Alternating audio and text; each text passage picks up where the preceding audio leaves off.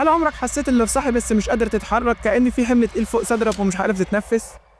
بتكون سامع وشايف كل حاجة حواليك لكن جسمك متسمر مكانه، وممكن كمان تحاول تصرخ أو تستنجد بس صوتك مش طالع، وكأن لسانك مربوط وبقك مقفول. اللحظات دي ممكن تكون ثواني معدودة بس بتحسها كأنها سنين طويلة، سنين من الرعب والهلع اللي بيسيطر عليك بالكامل لحد ما فجأة كل حاجة بتختفي وترجع طبيعي وكأن مفيش حاجة حصل. اللحظة دي بالظبط هي اللي بنسميها الجسون. طب يا ترى ايه هو الجسون ده؟ وهل هو مجرد وهم نفسي ولا هو كابوس بيتحول لحقيقة؟ تعال نعرف مع بعض. خليني اقول لك ان الجسون ده او زي ما بيسموه علميا شلل النوم ده مش مجرد كابوس تقليدي بتصحى منه وتنساه. لا، دي حالة بيصحى فيها عقلك وجسمك وانت لسه في نص حالة النوم. تخيل كده انك سايق عربية بسرعة وفجأة فراملها تقفش والعربية لسه ماشية بكل سرعتها. ده تقريبا اللي بيحصل في الجسون. عقلك بيكون واعي تماما مدرك للي حواليه، لكن جسمك بيكون لسه في مرحلة الارتخاء العضلي اللي بتحصل بشكل طبيعي وقت النوم علشان ما تتحركش وتأذي نفسك وانت بتحلم. المشكلة بقى ان في الجسوم الفلترة الكهربائية دي بتعلق، فجسمك بيفضل نايم وعقلك بيبقى صاحي والنتيجة رعب لا يوصف. الجسوم مش حالة نادرة زي ما ناس كتير متخيلة، تقريبا في 8% من البشر بيجربوه مرة على الأقل في حياتهم. وده مش معناه ان في عفريت قاعد على صدرك ولا جن بيخنقك، لا خالص. دي حالة فسيولوجية بحتة ولها تفسير علمي واضح، لكن طبعا مع الخوف والرعب اللي بيحس بيه الواحد بتبدأ تظهر التفسيرات الخرافية اللي بتخلي الموضوع أسوأ وأكثر رعب. طب يا ترى ايه اللي بيخلي الجسوم بالرعب ده؟ وليه بنحس اننا بنشوف حاجات وبنسمع أصوات؟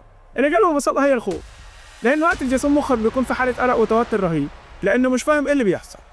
الجسم متجمد والمخ مش لاقي تفسير منطقي للحالة دي، فيبدأ يلجأ لتفسيرات تانية وبيحول أي صوت أو أي إحساس بسيط جواه لحاجة مرعبة. وكمان ممكن تحس إن في حد معاك في الأوضة أو تشوف خيالات سوداء بتتحرك أو تسمع همهمات أو خطوات رجلين، وكل دي بتكون هلاوس بتنتج عن حالة القلق والتوتر الشديد اللي بيكون فيها المخ وقتها.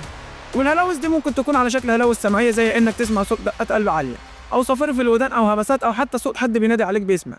وكمان بيحصل لك هلاوس بصرية ودي الأكثر شيوعا، زي إنك تشوف أشكال غريبة أو ظلال بتتحرك أو حتى ممكن تشوف شبح قاعد فوق صدرك بالظبط. والهلاوس الأصعب من اللي فات دي بتكون الهلاوس اللمسية، إنك تحس بحد ضغط على صدرك أو إيد بتلمسك أو حد بيشد الغطا من عليه، أو حتى إنك تحس بحد قاعد عليك بالظبط، وده بيخلي إحساسك بالاختناق والضيق يزيد. وكل الأحاسيس المرعبة دي بتندمج مع بعضها وبتخلق تجربة رعب حقيقية بتفضل محفورة في ذاكرة اللي بيعدي بيها لحد آخر عمره، لأن الخوف وقتها بيكون مش طبيعي لدرجة إن في ناس كتير افتكرت إنها خلاص بتموت. طب بعد ما عرفنا اللي بيحس بيه الشخص، طبعا عاوزين نعرف مين أكتر ناس بيجيلها الجسوم. أول حاجة، مش كل الناس بيجيلها جسوم، لكن في عوامل معينة ممكن تزود فرص الإصابة بيه، ومن أهم الأسباب دي قلة النوم أو اللخبطة في مواعيد النوم، أو لو بتنام قليل اللي بتسهر كتير وبتنام الصبح، أو لو بتغير مواعيد نومك باستمرار زي اللي بيشتغل شفتات، لأن ساعتها جسمك وساعته البيولوجية بيتخربطوا، وده بيزود احتمالية حدوث الجسوم. وتاني سبب هو الضغط النفسي والتوتر. لما بتكون مضغوط نفسيا أو عندك قلق زيادة عن اللزوم ده بيأثر على جودة نومك وبيخلي مخك في حالة تأهب دائم، وده برضه ممكن يؤدي للجسوم. وتالت حاجة هي النوم على الظهر. في ناس كتير بتلاحظ إن الجسوم بيجيلها أكتر لما بتنام على ظهرها، والسبب مش معروف بالظبط، لكن في بعض النظريات بتقول إن الوضع ده ممكن يخلي النفس أصعب شوية، وده بيزود إحساس الاختناق. ورابع سبب بيكون في وجود أمراض نفسية معينة زي القلق والاكتئاب. وكمان في بعض الأدوية ممكن تسبب الجسوم، خصوصا اللي بتأثر على الجهاز العصبي المركزي، ودي ممكن تكون سبب في الجسوم كأثر جانبي للعلاج. خامس سبب معانا هو الوراثة. في أبحاث بتقول إن الجسوم ممكن يكون له عامل وراثي، يعني لو حد من عيلتك بيجيله جسوم فممكن تكون أنت كمان معرض ليه بنسبة كبيرة. وخليني أقول لك إن فهم العوامل دي بيساعدنا إننا نقلل من فرص حدوث الجسوم، لأن لو قدرنا نسيطر على الأسباب هنقدر نقلل من النتيجة. طب خلينا نعرف إزاي نتعامل مع الجسوم لما يحصل. خلينا متفقين إن لما الجسوم بيجيلك كل اللي حواليك بيبقى مرعب ومفيش مفر، بس في حاجات ممكن تعملها علشان تقلل من الرعب ده وتعدي الفترة دي بأمان. أول حاجة، اوعى تقاوم. أهم حاجة إنك ما تقاومش أو تحاول تتحرك بعنف، لأن المقاومة بتزود الرعب وبتطول فترة الجسوم. وكمان حاول تبقى هادي على قد ما تقدر، وحاول تحرك أطراف صغيرة بدل ما تحاول تتحرك بجسمك كله، وركز إنك تحرك حاجة صغيرة زي صباع رجلك الصغير أو طرف لسانك أو جفن عينك، لأن لما المخ بيستقبل إشارة إن في جزء من الجسم بيتحرك ده ممكن يساعده إنه يفصل حالة الشلل دي. وكمان ركز على التنفس، لأن التنفس بيحسس المخ إن في سيطرة على الجسم، فحاول إنك تاخد أنفاس عميقة وبطيئة حتى لو حسيت بصعوبة في التنفس، لأن إحساس الصعوبة ده بيكون إحساس نفسي ومش حقيقي. وافتكر إن الحالة دي مؤقتة، ودي أهم نقطة، الجسم مش بيستمر للأبد، هو دقائق معدودة وهيعدي. وافتكر دايما إنك في أمان وإن دي مجرد حالة مؤقتة وهتصحى منها، وإنك تكون عارف الحاجات دي فده كفيل إنه يقلل مستويات الخوف عندك. وبعد ما عرفنا الأحاسيس اللي بتكون وقت الجسوم، فده الوقت اللي نعرف فيه إزاي نقلل الإصابة بالجسوم، وأحسن طريقة للتعامل معها هي إننا ما نخليهوش يجيلنا من الأساس. في خطوات كتير ممكن ناخدها علشان نقلل من فرص الإصابة بيه، وأولها النوم المنتظم. حاول تنام وتصحى في نفس المواعيد كل يوم حتى في الأجازات، لأن ده بيظبط الساعة البيولوجية بتاعت جسمك.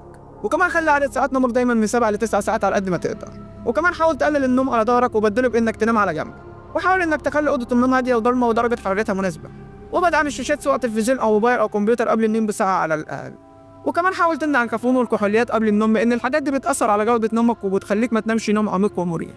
وكمان اقلل الاكل التقيل قبل النوم، لان الاكل التقيل قبل النوم بيخلي الجهاز الهضمي بيشتغل بجهد كبير، وده بيأثر على راحتك وقت النوم. طب احنا حكينا ده كله وما جبناش سيره الدكاتره في الموضوع، فيا ترى انت المفروض ان اروح للدكتور؟ بص خليني اقول لك، في معظم الحالات الجرثومه بيكون عرضي وما يستاهلش القلق، لكن لو كان بيتكرر بشكل مستمر او بيسبب لك قلق ورعب شديد لدرجه انه بيأثر على جوده حياتك، يبقى لازم تروح للدكتور.